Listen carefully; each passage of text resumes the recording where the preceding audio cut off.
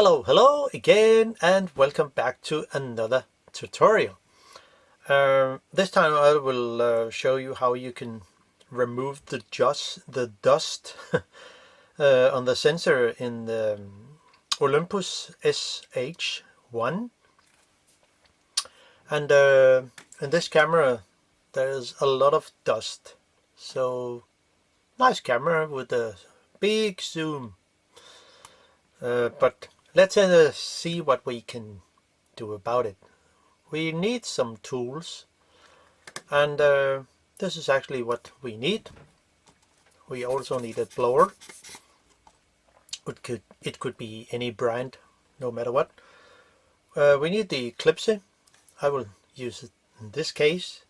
We need a visible dust, which I like very much, better than the sensor swap or whatever they call. This is just much better, in my opinion. We need a kind of a spade, or it's good to lift up the small connectors for the flex cable. This is just a dentist tool. It's called Zenit. It's a Danish brand. We need a pointy tweezer and a rubberized tweezer, which I have made with simply spray. I covered mask here with just ordinary tape, and then spray with the plastic coat clear rubber. I mean, kind of. And it's very good to simply take out the flex cables from the connector, which I will show sooner, and of course put it back in again. And we need a screwdriver, crosshead screwdriver. This is a Phillips 00, so I have turned it to a kind of JIS. I know it's not a JIS, but I think it works pretty good in all those cameras and lenses I have repaired during the years. Of course, you can buy JIS screwdrivers on the internet somewhere.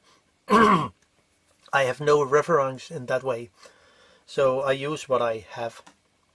Now let's jump into it and see what we can do about it.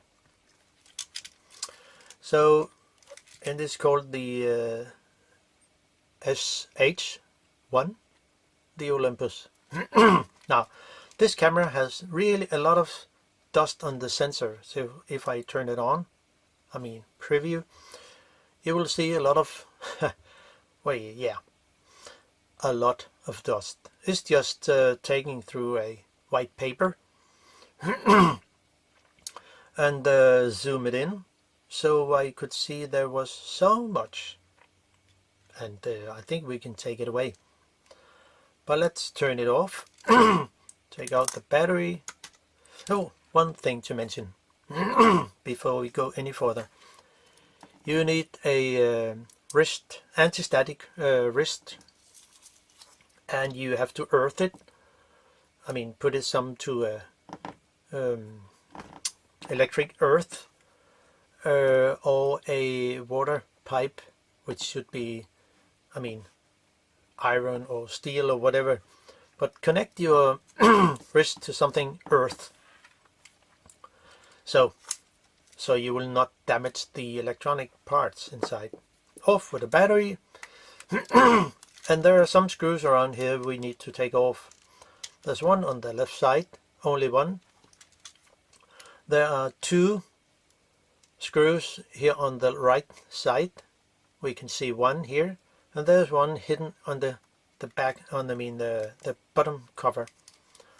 There are 5 screws on the bottom plate, and there are 2 different types, which I will show. So let's head on. There's nothing really special in that. And here the pointy tweezer is is very handy. So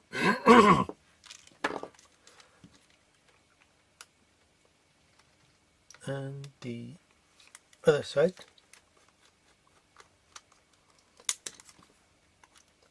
And again, there's not really any special in this case. Now the two different types is the screws, the tiny screws that screws into the plastic body, and there are the screws that actually screws into some metal parts inside, which are in a different type, as you can see here. The thread is different.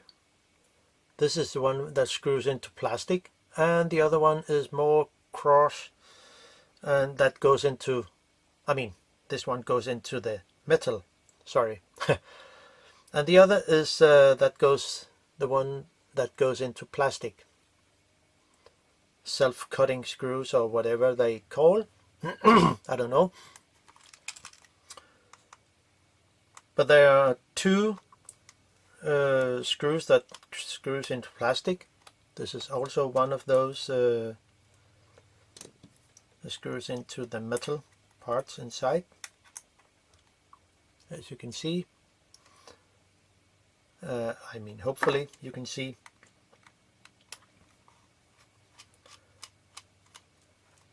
Another one, the last one, that screws into metal parts.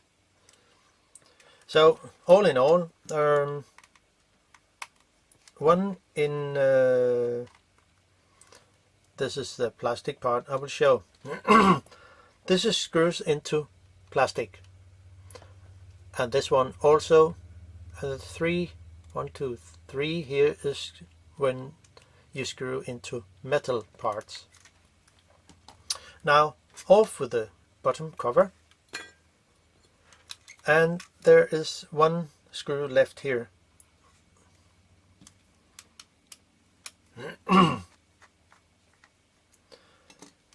And have a good grip on the camera. Now you lift up here in the left side and just bend the plastic a little. You could lift up here and simply push down a little so it gets free of the plastic in here. Some of the parts will probably break, but because they're very tiny. And so the lid here, this strip inside here, which I will show you, this strip has to go down here and not this way. So when you put it back in, it should go like that. And if you are getting wrong and you just put it in here, you cannot put it in correct. Now take care of the flakes. So just flip this back part over, and we can see into the parts in here. And there is there's one big connector here, which we need to lift up the tiny plastic part here. So, and then you can just take out the back part here. That's it. So, and there's only 4 screws that hold the copper plate here on the back, and there is also one flex cable here, this one, that you can just gently lift up, so. And then, you can use your fingers, but this is just easier to show on camera. So just take it out. There was some kind of small hairs. Remember, if you get confused of how it will it should sit, it has to have the brown the brown part here, it has to face backward. So and now we only need to unscrew. I know I can take out the sensor here, just right out, but it will just be easier to work with if I take away the copper frame here. It gives me more work room,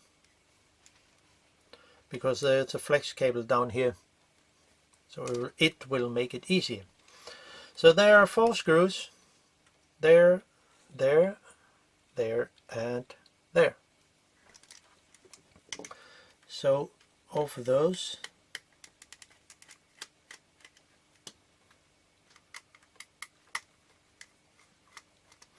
take care when putting the plate back, the very tiny plastic pin here, so you will not damage it.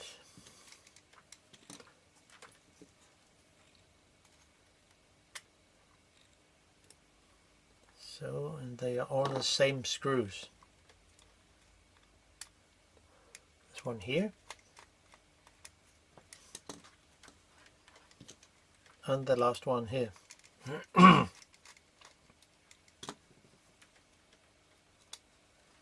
So now then we can lift up the plate a little, and the cooling plate has to be unmounted here. There is a tiny pin, actually this one here, this plastic pin here, that we need to take care of. So one could actually just lift up this a little, the top cover, and lift up the cover plate, and then gently draw it out. Take care of the tape here, so you not just pull it too hard. This is how it looks inside. So, and now we are inside where it really happens. So this is actually the back side of the sensor. So it's the VR, or stabilizing 5-axis stabilizing system, and there's no need for taking off all those screws. There are 3 screws here, one there, there, and there, and then we can lift out the whole sensor. Nothing really special.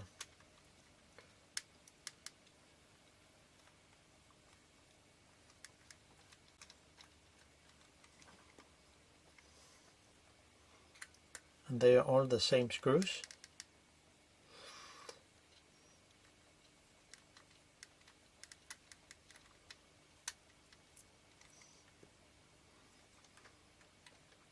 And the last one.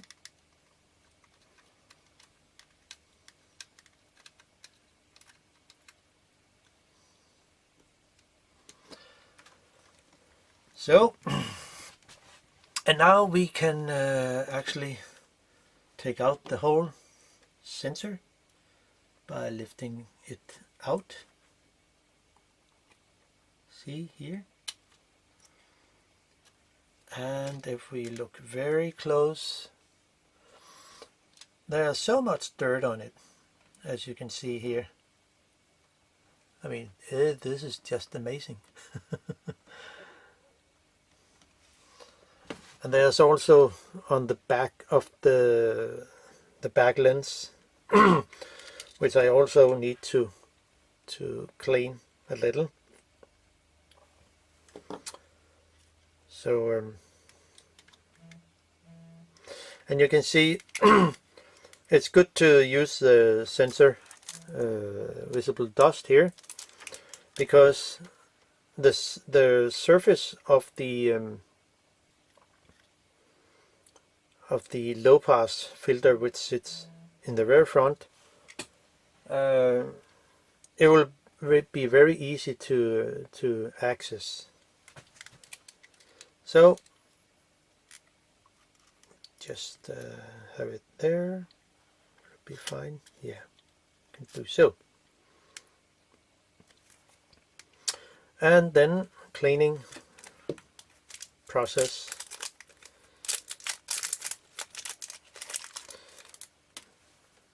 And then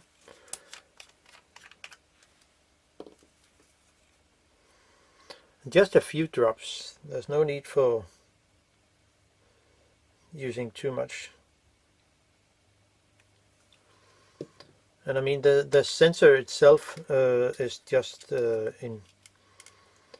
it's not actually the sensor you're cleaning, it's the low pass filter you're cleaning. So there is no problem that way. So we just whoa, it sits really.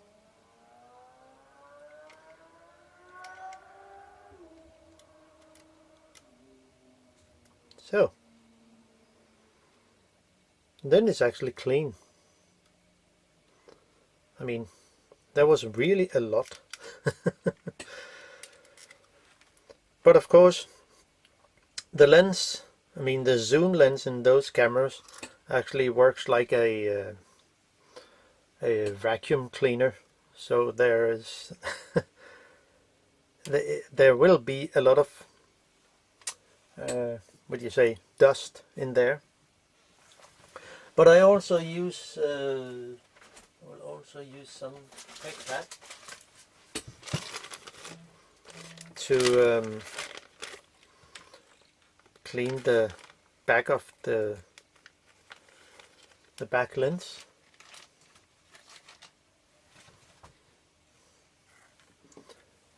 And I can use where did they go? Just a small cotton bud.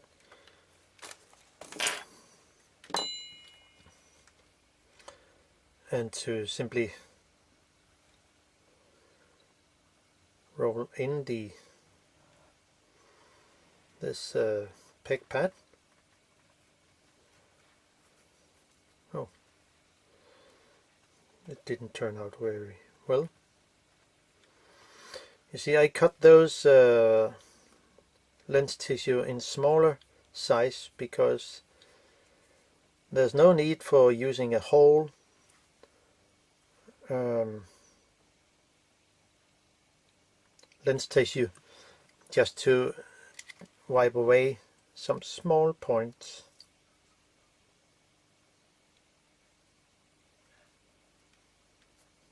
So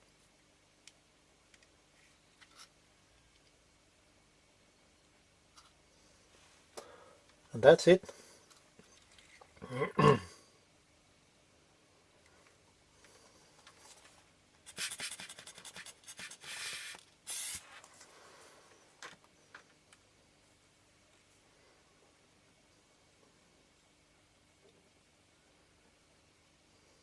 Yeah, that's really fine. And the sensor looks pretty good now, so I can just put it back in again. And then I have a working camera. Okay, this can be a little tricky to put in, but we will manage to do it. So it's good with the flex cables here. Just put it down here. There.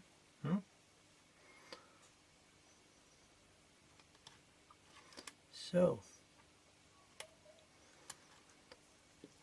here we are, and on with the sensor, and then we are done. It's not really a hard job, just need some patience to work with it.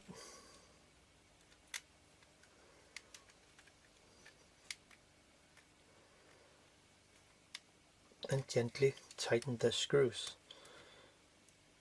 There's no need for over tighten the screws. I mean, they sit pretty good because there are some guide pins.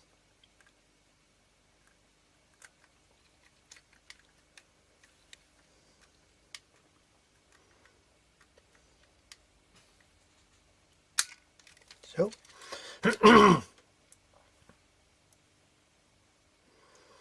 and the last one.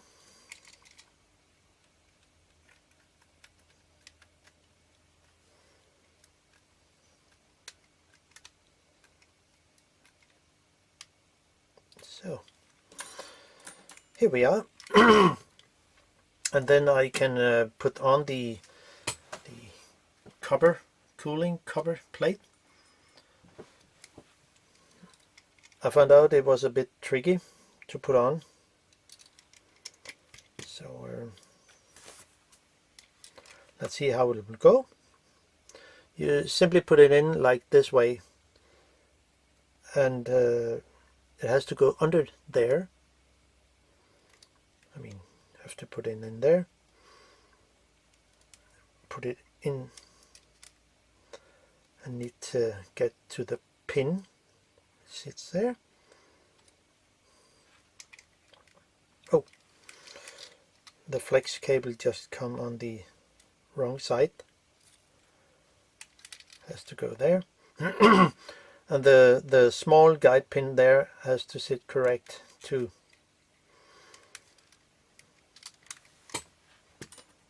But since it's plastic, you can just press a little on it and it will be fine.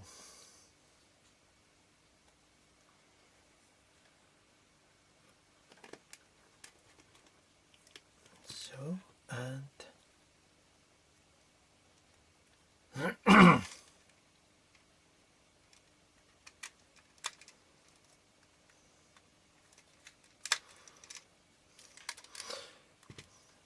the third one.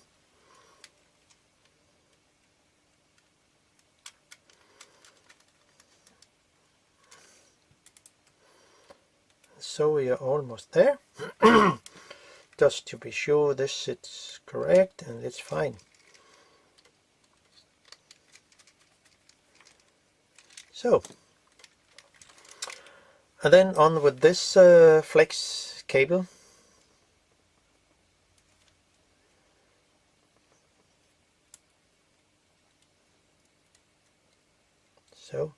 So it sits proper in the connector. Then flip it down. So, and you also can put the tape here right on to the components. And the only thing I need to do is to put the back cover on, and then we are there. Just need to put this one in the connector.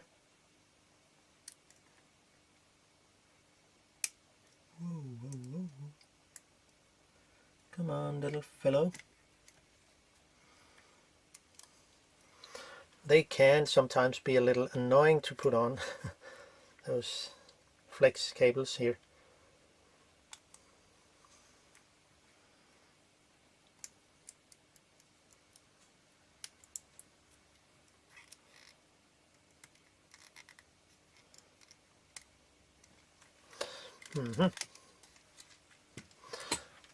Yeah, but of course we'll do it.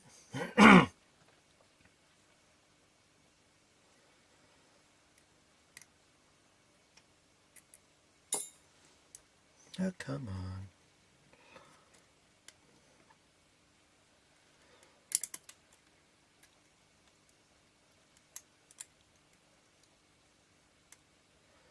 So there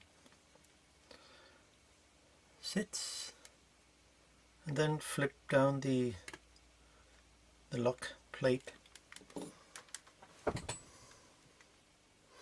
so we are there, and then put on the back cover. And this one, the lid for the HDMI and USB has to sit like this when you put it on. If not, you will not get it correct. And then have it like this, and simply just put it, press a little, and it sits. Now the last, the one screw that was hidden on in the right side,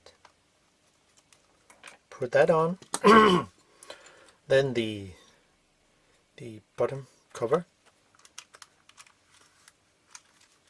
There's a little pin in here, so if you put it on here like that, it will be much easier.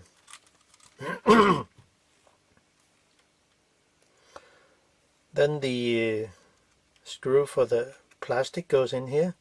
It's a cross screw, self-cutting screw, and in the middle there are two screws on the same size, same type.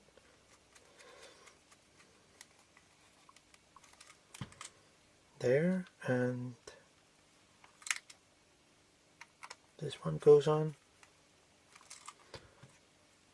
Okay, we could just take the one here on the right side, the black one.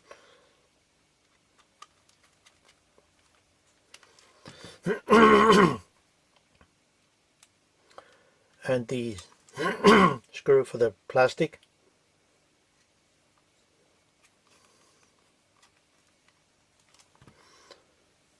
And the last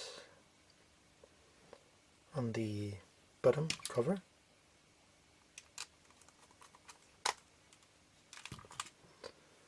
And the last black screw. So now it should be much better.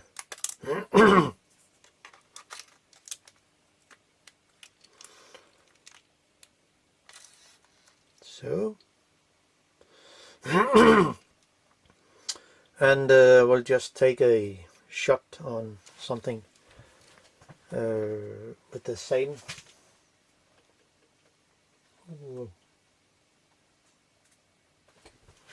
So,